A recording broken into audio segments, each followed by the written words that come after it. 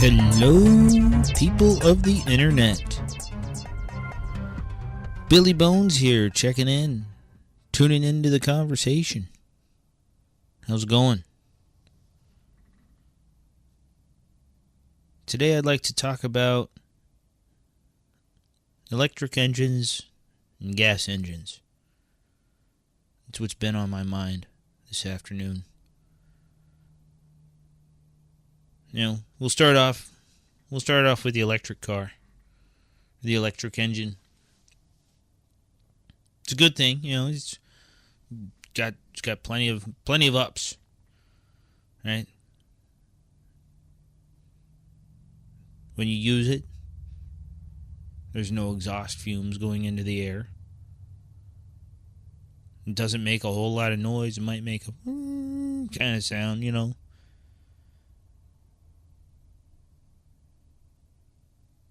It's nice and quiet.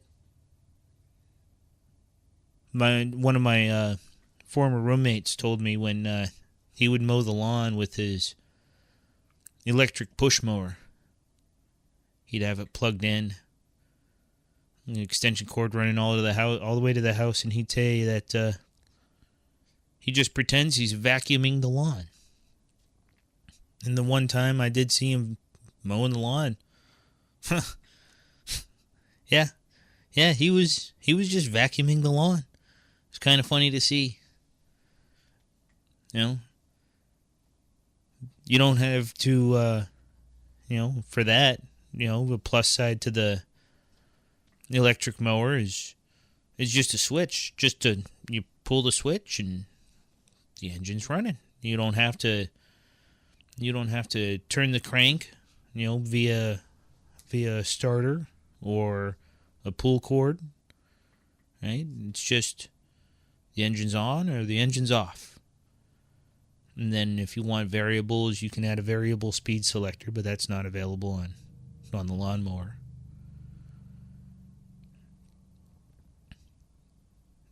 In comparison to gas or diesel engines, it's got a whole lot fewer moving parts. The solenoid, like we said, is either on or it's off. With a gas engine, you got the piston, you got the push rod, and you got the valves and the springs and the injector possibly, and that's right there. That's just a handful of parts, and let alone all the other parts to get it to work. Electric motor is just a magnet with some wires. Turn it on and off, and it spins.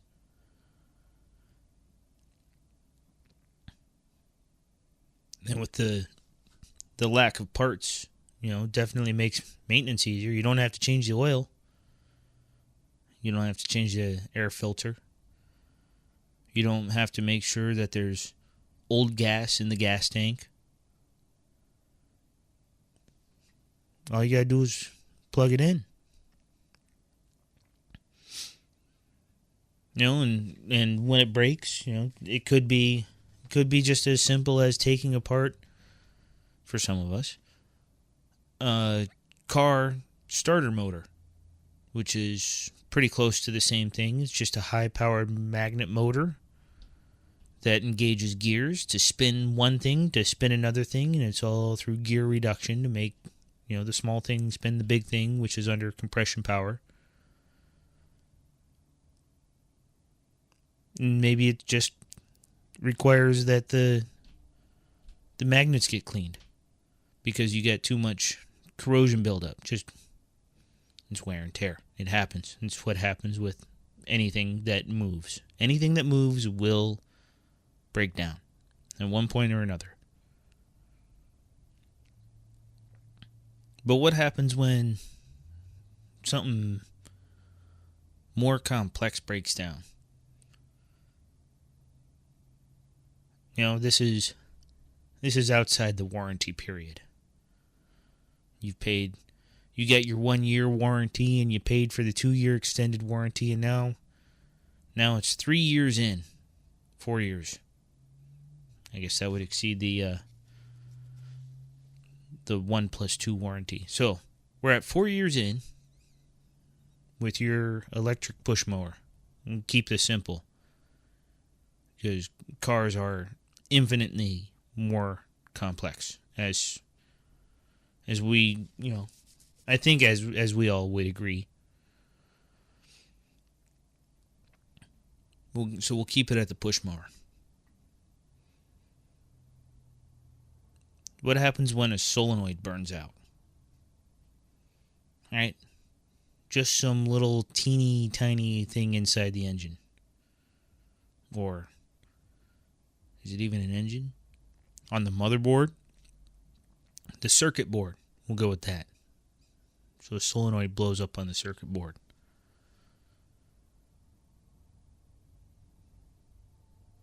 Do you have that sitting on your shelf? Does your local auto parts store have that sitting on the shelf? Do you take it to a mechanic? Which mechanic do you take it to? Do you take it to a lawnmower mechanic? Do you take it to a car mechanic? Which, right? Or do you just throw it out and go buy a new one in today's fast and easy replacement society?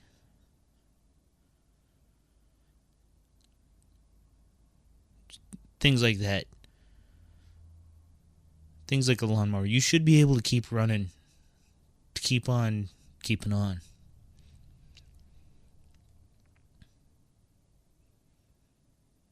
No point in throwing away things that are still perfectly usable. I got a story in regards to a solenoid blowing up on me in my truck. Driving into town, and the truck stopped working. Just stopped. Running really weird, but couldn't figure it out. I'm a do-it-yourselfer. I took it home, diagnosed it. And I think I took 2 weeks to figure out that the computer had failed me. So I went on YouTube's, looked up how to resolder, or at least, fix. I looked up how to fix the computer. And they said, just burn out the solder and put a new solenoid in. It's real simple. You just get the same solenoid that's in there. It sounded simple enough to me. Done a handful of frickin' soldering. Not much. By no means proficient in that. Don't look at my solder spots on the PC board. But I finally was able to go to a Radio Shack.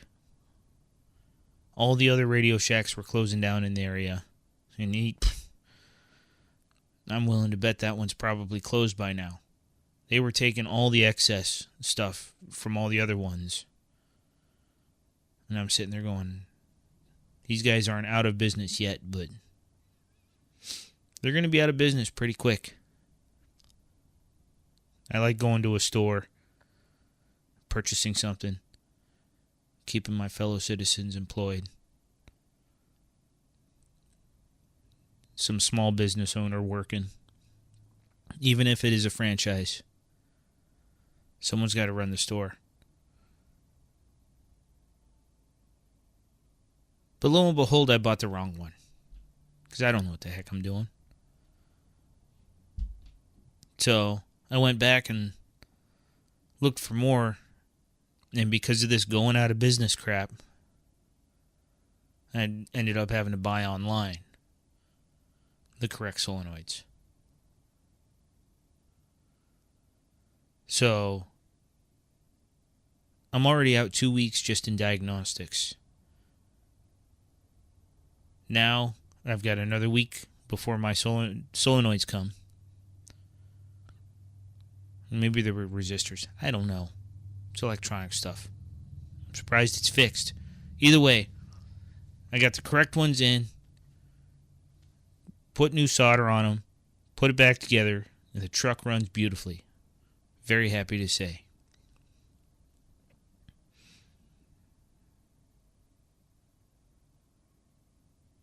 But that's a computer. Most anything else on the truck, I would have been able to fix just fine. I would have been able to go to my local auto parts store and purchase most things. With gas motors, the vehicle, right? We've got electronic fuel injection now. And that's made for the maximum efficiency of spraying the fuel thin so it burns within the cylinder, and you get the most horsepower out of it, nice and quick. It's even with all the computers and electronics in it, it's still mostly mechanical things. The solenoids, which turn on and off for like the injectors per se. Spray fuel, no spray fuel. Spray fuel, no spray fuel. I can get those at the auto parts store. While not cheap, auto parts stores are still rather plentiful. I'm fortunate to have some nearby me that keep things in stock.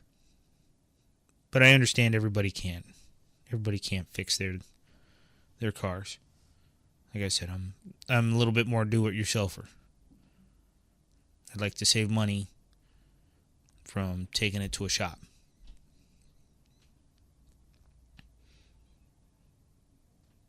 Back on the lawnmower bit, the lawnmower still uses a carburetor.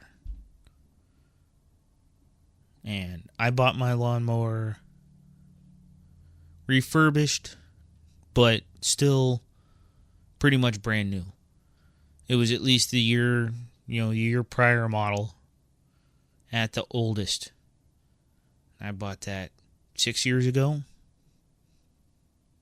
5 years ago, something like that. So it's a 6-year-old engine. It still uses a carburetor. Now, it's just a lawnmower. I'm not driving in and out of town. I'm not going down to the big city.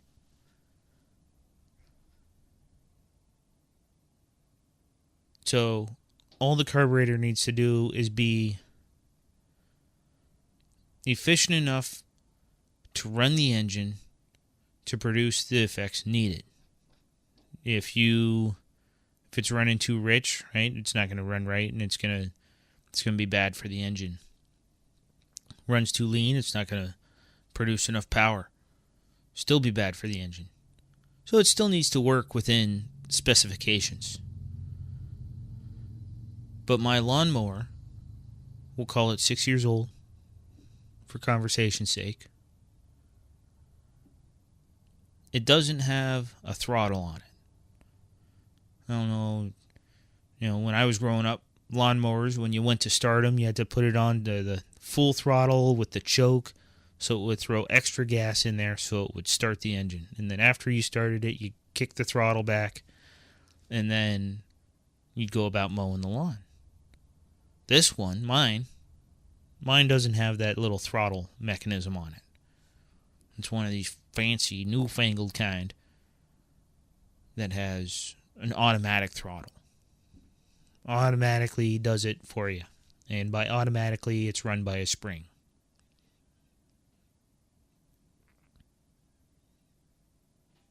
Well, shortly after I purchased this, practically brand new, refurbished. Refurbished is usually better than new. Scratch and dent, plus some benefits. I had no problem with that. But less than a year after I purchased this, it wasn't running. Couldn't figure it out. And through all my diagnostics and just messing around with the thing and getting angry, should be simple. Why isn't it working? The spring, I found out that my automatic throttle, the spring that controls that, wasn't doing what it was supposed to do. Now, whether it's too tight or too loose, I still don't know. But I was outside mowing the lawn today, and it works just fine. And I was able to fix that with just a piece of scrap metal laying around. Heck, if need be, I could have used a stick. I've been using that piece of scrap metal for a while, though. So I'm glad I have that. And if I was using a stick, I don't think I'd still be using the stick. I would have found a more permanent solution, such as this piece of scrap metal I've got sitting in there. Creates just enough tension to reduce the amount of movement on the carburetor. Engine runs just fine. That's the upside to mechanical things, is you can find a way to limp it along, right? You can jimmy rig something. You can look into people, how they fix things when they go off-roading. You got some really ingenious people that figure out ways to limp it off the trail, just to get it to the trailer, just to get it out of harm's way, make things easier. It's doable, right? Your injector blows up, your truck's still going to run, right? But what happens when your resistor blows up, like it did in my computer? You're SOL. And unless you know exactly what you're looking for, well, I guess that is a plus side for the electric motors. Less moving parts, right? That's what we said. Fewer things to potentially go wrong, in theory, but a whole bunch of teeny tiny things. I'm lucky it was just my resistors that went bad in my truck. I don't know what I would have done, how I would have figured out if it was actual one of those chips or bus boards or all the other things. But how available are those? Do you have one of those right down the street from you? If your car goes bad, if there's even going to be people working on their own cars here in the future with the death of the gas engine, don't let it die yet. I'm still willing and able to work on my car. Don't take that away from me just yet. Because all my parts, like I said, are still readily available at multiple auto shops. The world's on a change, I know that. I'm just not ready to give up on it just yet.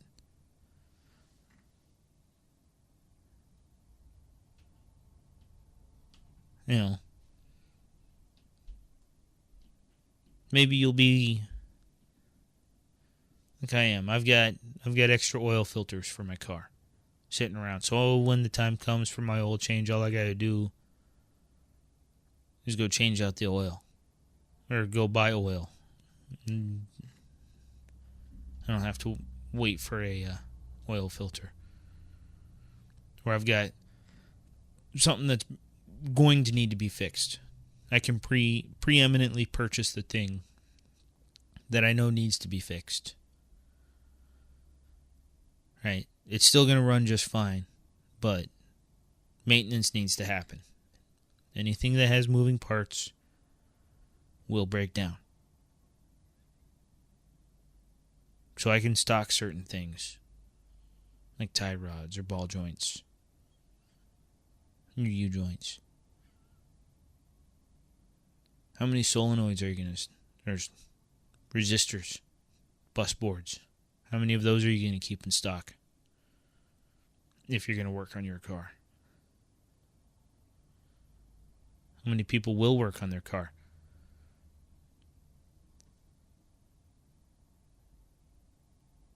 How many people will be able to afford the electric car? Think about it this way. You've got plenty of people that can go out, buy a $500 car, keep it running, limp it along. Not saying it's the safest or the greatest car, but when I was a kid and got my first car, it was just a $500 car. I had to figure out how to keep that thing running. I had to figure out how to keep it fixed and move it on the road, get me to and from my job. Where's the $500 electric car going to be?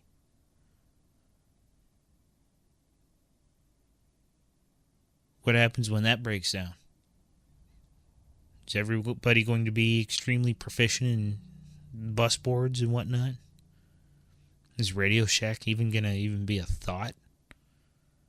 Is that 16-year-old who's got this car going to be able to fix it? Or will he void the warranty of the previous mechanic and completely destroy the car?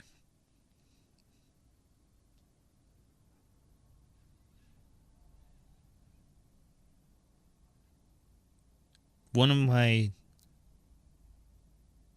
best arguments for an electric car, and I think it's the one that needs to be pushed. If you guys are going to phase out I don't mean you guys. Maybe you're on the same page as me. I do apologize. But if people want to phase out the electric car, or phase out the gas car, and really push for the technology that's needed for the electric car, push for the training, push for the classes in school that used to be there for me. I had auto shop in high school where we worked on cars. We need new auto shops in school so people can learn how to work on cars. Because it's not just going to be the gas motor. Now you need to know how to do the things with the electric motor. And maybe that's just a side class. You get 2 classes for auto shop. Computer engineering and cars for the other one. But if you want to push it, if you want to push the electric car, you want to sell it to everybody.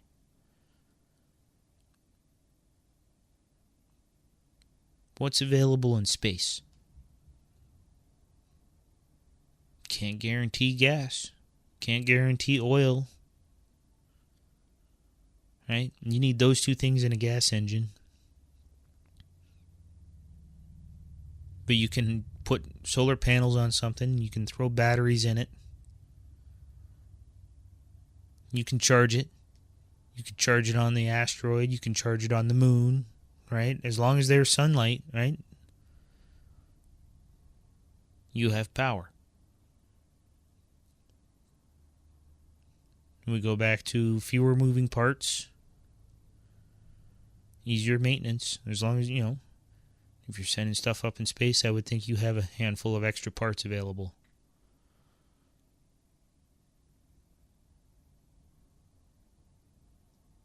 And for those of you that are arguing, to kill, gas cars due to climate change, I'll agree that there's an effect with fuel and it's affecting the climate. But that's a conversation for another day.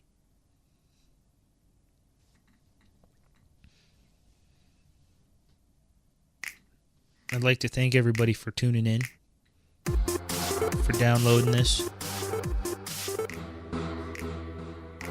Hopefully it's been a decent conversation. Hopefully you found some value out of this. Remember, just start a conversation. You don't have to agree with everything I said, but bring up some of the talking points. See where you go from there. Thanks again for tuning in. This is Billy Bones, signing out.